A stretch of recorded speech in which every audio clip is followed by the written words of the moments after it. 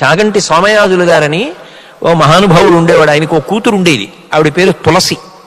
ఆవిడ ఒక రోజున తండ్రి దగ్గరికి వచ్చి అడిగింది, నాన్నగారు అసలు అర్థం పర్థం లేకుండా విమర్శ చేసినా అంగీకరించాలా? దాన్ని కూడా ఊరుకోవాలా? మీరు తొందరపడకమ్మా అంటారేమిటి నాన్నగారు ప్రతిదానికి అని అడిగింది. అడిగితే ఆయన అన్నారు, అమ్మా నువ్వు రాసిన విషయం ఏదైనా ఇలా పట్టరావు ఓ కాగితం అన్నారు. ఆవిడ వ్రాస్తూ ఉండేవారు వ్యాసాలు. ఓ కాగితం పట్టుకొచ్చింది. నేను అడిగింది ఏమిటి, నాన్నగారు చెప్తున్నది ఏమిటని విసుక్కుని. ఆయన కాగితం వంక చూసి అన్నారు, అమ్మ మార్జిన్ వదిలిపెట్టామి, అది కూడా రాసైపోయావా అన్నారు. ఆ అమ్మాయింది, నాన్నగారు కాగితం అంతా రాసేస్తే అందంగా ఉండదు, మార్జిన్ వదిలితేనే అందంగా ఉంటుంది నాన్నగారు అంది. అమ్మ కాగితం మీద 10 వాక్యాలు వ్రాయవలసి వస్తేనే మార్జిన్ వదిలేవే, జీవితం అందంగా ఉండాలన్నా మార్జిన్ వదలాలమ్మా. అక్కర్లేని విషయాలు నీ మీద అన్నవాళ్ళని వదిలేయడం కూడా నేర్చుకోవాలి తప్ప అన్నిటికీ ప్రతిస్పందించకూడదు. సంయమనం కోల్పోయి చట్టవిరుద్ధమైనటువంటి విషయముల జోలికి వెళ్ళకూడదు. అయిన దానికి కాని దానికి ఆవేశపడిపోవడం, అయిన దానికి కాని దానికి సంయమనాన్ని కోల్పోవడం, మీరు ఏ పవిత్ర ఉద్దేశ్యంతో జీవితాన్ని ప్రారంభించారో దాన్ని అకస్మాత్తుగా వదిలిపెట్టడం మీరు చెయ్యకూడదు. అనుకూలమైన విషయముల యందు ఎంత జాగ్రత్తగా నిలబడ్డారో ప్రతికూలమైన విషయమునందు కూడా అలా నిలబడగలిగినటువంటి ప్రజ్ఞ అంకురించాలి. అది లేకపోతే ప్రమాదం. ఇది జీవితంలో నేర్చుకోండి. మహాత్ముల యొక్క జీవిత చరిత్రలు చదివితే మీకు ఒక విషయం అర్థం అవుతుంది. ఏ మహాత్ముడి జీవితం వడ్డించిన విస్తరి కాదు. ప్రతి వాళ్ళు జీవితంలో ఉన్న కష్ట సుఖాలని తట్టుకునే మహాత్ములయ్యారు. Nelson Mandela a long walk to freedom అని పుస్తకం రాశారు. ఆ పుస్తకం చదువుతుంటే కన్నుల వెంట ఎవరికైనా బాష్పధారలు పడతాయి. అందులో ఆయన ఒక విషయం రాశారు. చిన్నతనంలో నెల్సన్ మండేలా స్నేహితులతో కలిసి ఆడుకునే రోజుల్లో ఆయనకు ఒక ఆట అలవాటుగా ఉండేది. వాళ్ళందరూ కలిసి గేదెలు కాస్తూ ఉండేవారు. అందులో ఒక గేదెనో దున్నపోతునో తీసుకొచ్చి ఈ స్నేహితులందరూ ఒక్కొక్కడు ఎక్కుతూ ఉండేవాడు, ఏదో అలా తిరిగి వచ్చేస్తుండేవాడు. వీడు దిగిపోయేవాడు, రెండో వాడు ఎక్కేవాడు. అలా ఏదో 15 మంది పిల్లలు ఉంటే 15 మంది ఆ గేదె మీదో దున్నపోత మీదో అలా తిరిగి వస్తూ ఉండేవారు. అదో ఆట. ఓ 10 మంది పిల్లలు తిరిగి వచ్చిన తర్వాత నెల్సన్ మండేలా గారి వంతు వచ్చింది. ఈయన ఎక్కారు ఆ గేదె మీద. ఆ గేదె ఏం చేసిందంటే 10 మందిని బాగానే తిప్పింది. మండేలా ఎక్కినప్పుడు దానికి ఏం కోపం వచ్చిందో తెలియదు. అది వెంటనే ఒళ్ళు విదల్చడమో కింద పడిపోవడమో చేసి మండేలాని కింద పడయలేదు. అది భయంకరమైనటువంటి ముళ్ళ పొదలలోకి వెళ్ళిపోయి కాళ్ళన్నీ చీరుకుపోయి మండేలా అరుస్తుంటే పెద్ద ముళ్ళ పొదలోకి విసిరి బారేసి బయటకు వచ్చేసింది. స్నేహితులందరూ గబగబా వెళ్ళి ముళ్ళ పొదలోంచి నెల్సన్ మండేలాని బయటికి తీసుకొచ్చారు. ఒళ్ళంతా ముళ్ళు విరిగిపోయి నెత్తురు పొటమరిస్తోంది. మండేలా ఏదో ఆలోచనలో ఉన్నాడు. చుట్టూ ఉన్న స్నేహితులు అడిగారు, చాలా బాధగా ఉందా, చాలా ముళ్ళు దిగిపోయాయా, బాధపడుతున్నావా అని అడిగారు. మండేలా అన్నాడు, కాదు, ఇవాళ నా జీవితంలో ఒక గొప్ప పాఠం నేర్చుకున్నాను అన్నాడు. ఏం పాఠం నేర్చుకున్నావు అన్నాడు. ఒక గేదెకి నన్ను ఎక్కించుకుని తిప్పడం ఇష్టం లేకపోవచ్చు, అది దాని హక్కు. 10 మందిని ఎక్కించుకున్న గేదె నన్ను ఎక్కించుకోవడానికి ఇష్టపడకపోవచ్చు. ఆ గేదె నన్ను ఇక్కడే దింపేస్తే బాగుండేది, ఇక్కడే కింద పడేస్తే బాగుండేది. అంత భయంకరమైన ముళ్ళ పొదలలో ఈడ్చి ఒళ్ళంతా ముళ్ళు గుచ్చుకునేటట్టు చేసి రక్కసి ముళ్ళున్న పొదలో నన్ను పడేయవలసిన అవసరం లేదుగా. అలా పడేసినందుకు నేను బాధపడుతున్నాను. ఇప్పుడు నాకు ఒక విషయం అర్థమైంది. నేను నా భావి జీవితంలో ఎవరైనా ఒకరు చెప్పిన విషయాన్ని అంగీకరించలేకపోవచ్చు. అంగీకరించకపోతే అంగీకరించను అని చెప్పాలి, కానీ గేది ముళ్ళ పొదలలో పారేసినట్టు అవతల వ్యక్తిని బాధ పెట్టవలసిన అవసరం లేదు అని నాకు అర్థమైంది. ఇక పైన నా జీవితంలో నేను ఎవరితో విభేదించినా వారి మనసు గాయపడే రీతిలో మాత్రం ఎన్నడూ ప్రవర్తించను అని శపథం చేశాడు. అందుకే మహానుభావుడు 3 దశాబ్దాల పైచిలకు కారాగారంలో ఉన్న వర్ణ వివక్షకి వ్యతిరేకంగా పోరాటం చేసిన బయటికి వచ్చి తనని కష్టపెట్టిన శ్వేతజాతీయుల్ని మంత్రివర్గంలోకి తీసుకుని తన ఔదార్యాన్ని ప్రకటించుకొని నల్లసూర్యుడు అని కీర్తి గణించాడు. ఒక వ్యక్తి జీవితంలో సంఘటనల ద్వారానే వృద్ధిలోకి వస్తాడు. అందుకే నేను మీతో మనవి చేసేది, మహాత్ముల యొక్క జీవిత చరిత్రలు చదవండి. కేవలం మీ పాఠ్య పుస్తకాలు కాదు, మీకు శీల వైభవాన్ని ఇచ్చేది ఏది అంటే మహాత్ముల జీవితాలు, వివేకానందుడి యొక్క బోధలు, మహాస్వామి బోధలు, నెల్సన్ మండేలా జీవిత చరిత్ర, సర్దార్ పటేల్ జీవిత చరిత్ర, మహానుభావుడు సర్వేపల్లి రాధాకృష్ణన్ గారి జీవిత చరిత్ర, టంగుటూరి ప్రకాశం పంతులు గారి జీవిత చరిత్ర. ఎవరు ఎంతంత కష్టపడ్డారో చూడండి. ఒక్క టంగుటూరి ప్రకాశం పంతులు గారు బడికి ఫీజు కట్టడానికి 25 మైళ్ళు నడిచొచ్చాడు. అప్పు పుట్టలేదు.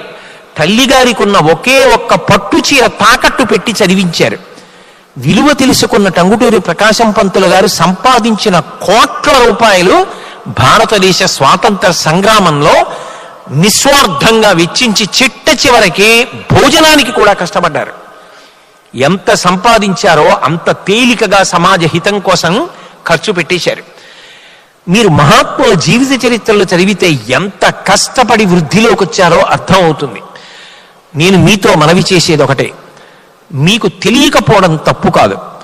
ఏ వ్యక్తికి కూడా జీవితంలో అన్ని విషయాలు తెలిసి ఉండాలి అనేటటువంటి మాట ఉండదు. కానీ ఒక్కటి గుర్తుపెట్టుకోండి, మీకు ఎప్పుడైనా ఎవరైనా ఏదైనా మంచి మాట చెప్పినప్పుడు ముందు నిష్పక్షపాతంగా వినడం నేర్చుకోండి. ఒక పుస్తకం చదువుతున్నారనుకోండి, ఆ పుస్తక రచయిత పేరు చూసి ఈ పుస్తకం బాగుండదండి అనకండి. ఒక చలనచిత్రానికి ఎడుతున్నారనుకోండి, ఇది బాగుండదండి అనకండి. ఒక్కటి జ్ఞాపకం పెట్టుకోండి, నిరంతరం పూజ చెయ్యవలసిన సాలగ్రామం ఉండేది గులకరాళ్లలోనే. గులకరాళ్ళన్నీ వెతికితే సాలగ్రామం దొరుకుతుంది. పట్టుకోగలిగిన హృదయం మీకు ఉండాలి. కానీ ప్రతి దాంట్లోనూ ఒక మంచి విషయం కనపడుతుంది. ఏరుకోవడం మీకు రావాలి. పక్షపాత దృష్టితో అసలు ఒక వ్యక్తి వంక చూడగానే ఆయన అనీకండి. ప్రతి వారిలో మంచి ఉంటుంది. కొండంత మంచి ఉన్న చోట ఒక తృణమంత చెడు ఉందనుకోండి, దాన్ని ఎందుకు పట్టుకు రాపాడిస్తారు? అది వదిలిపెట్టండి. కొండంత మంచి ఏదుందో దాని వంక చూసి నమస్కరించడం నేర్చుకోండి. అది చేత కాకపోతే జీవితంలో అడుగడుగున ఆఖరికి ప్రయాణం చేసేటప్పుడు మీ ఎదురుగుండా కూర్చున్న వ్యక్తిలో కూడా దొంగను చూడగలరు. ఏమిటండి అలా ఉన్నాడు, రాత్రి పెట్టెత్తుకుపోడు కదా అంటాడు. ఆయన ఎలా ఉంటే నీకెందుకు? ఆయన ఏ మహాత్ముడు, ఎలా ఉన్నాడు? స్నేహభావం, అందరి యందు మంచిని చూడడం నేర్చుకోండి. సంయమనమన్నది జీవితంలో అత్యంత అవసరము. చటుక్కున ఒక మాట వినగానే కోప్పడ్డం, మీరు ఎవరితోనన్నా విభేదిస్తే విభేదించండి, ఏమీ తప్పు కాదు. విభేదించడం ప్రజాస్వామ్యంలో అంతర్లీనమైన విశేషము. కానీ విభేదించినప్పుడు చాలా వ్యగ్రతతో కూడుకున్నటువంటి విభేదమైనటువంటి త్రోవలు తొక్కవద్దు. అత్యంత ప్రశాంతతతో కూడుకున్నటువంటి చర్చలకు మాత్రమే అవకాశం ఇవ్వండి. మీ తరంలో అలా అలవాటైతే అక్కర్లేని సమస్యలు తలెత్తవు. నదీ వివాదాల దగ్గర నుంచి ప్రతి చిన్న విషయంలో జటిలమైపోవడానికి కారణం ఇవాళ భావముల యందు, అభిప్రాయముల యందు సంయమనం లేకుండా ప్రతి చిన్న విషయానికి పట్టుదలకి పోవడం ప్రధానమైన కారణం అవుతోంది. అలా కాకుండా ఉదారమైనటువంటి బుద్ధితో ముందు అవతల వాళ్ళు చెప్పినటువంటి మాట వినడం నేర్చుకోండి. ఒక్కొక్కసారి బాగా గుర్తుపెట్టుకోండి, మాట కఠినంగా ఉండొచ్చు, కానీ అందులో చాలా గొప్ప సారం ఉండవచ్చు. మీ అభివృద్ధిని కాంక్షించి అందులో ప్రతిపాదన ఉండవచ్చు. దూద్ పేడ అన్నాను అనుకోండి, అది వినడానికి అసహ్యంగా అనిపించవచ్చు. దూద్ పేడ అని నేను మీ చేతిలో పెడితే ఆ పేరేమిటి అలా ఉందని పక్కన పడేయకండి. ముక్క విరిచి నోట్లో వేసుకోండి, అది పాలకోవా. పాలకోవా పేరు దూద్ పేడ.